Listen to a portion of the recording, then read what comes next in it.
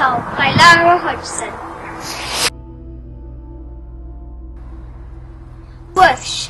The sound of the axe coming down for the third time was too much for Mary, Queen of Scots. As the drops of blood dripped onto her chemise, Mary wished she hadn't been Catholic at this time in history. Moments later, her head rolled around on the floor.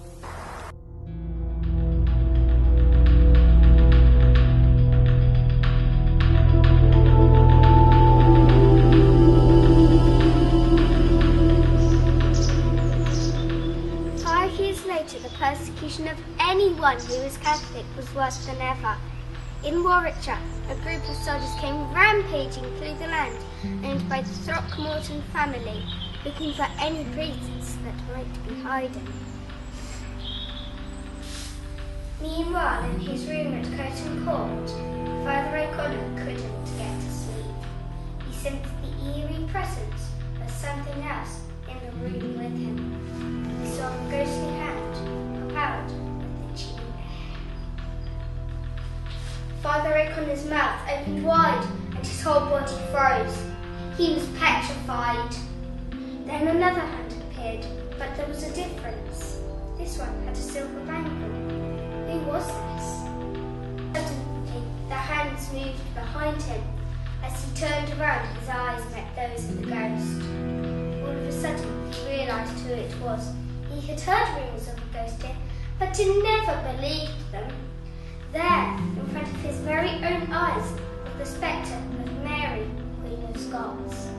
He tried to scream, but she had him transfixed, and she wasn't going to let him get away that easily. Calmly, she whispered in his ear, "The soldiers are coming to kill you, but you can escape. There are secret priest holes here that you can hide in, otherwise they'll find you. Once the soldiers have left, escape using the passages underneath the ground and flee to safety. Go quickly now!" Sprinting faster than he had ever done before, Father O'Connor ran to the priest hole to hide. Minutes later, soldiers were ramming the door of the tree, ready to barge in and do their worst. Soon the sound of heavy boots got louder as they neared the priest hole, but they couldn't find him.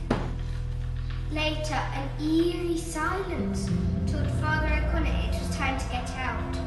Silently, the priest lowered himself into the group of complex tunnels. Sticky spider webs hung from the low ceiling that he had to duck under.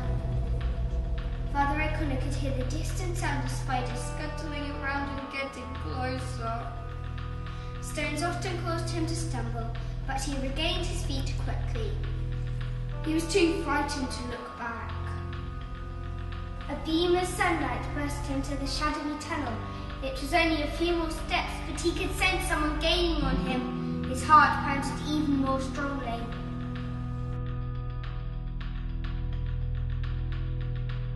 Father O'Connor reached the open air. He reached out in celebration. At that moment, someone tapped him on the shoulder. It was the ghost of Mary. She was passing him a book, the Bible he had loved since he learned to read. He wanted to say thank you, but she had disappeared before he was able to.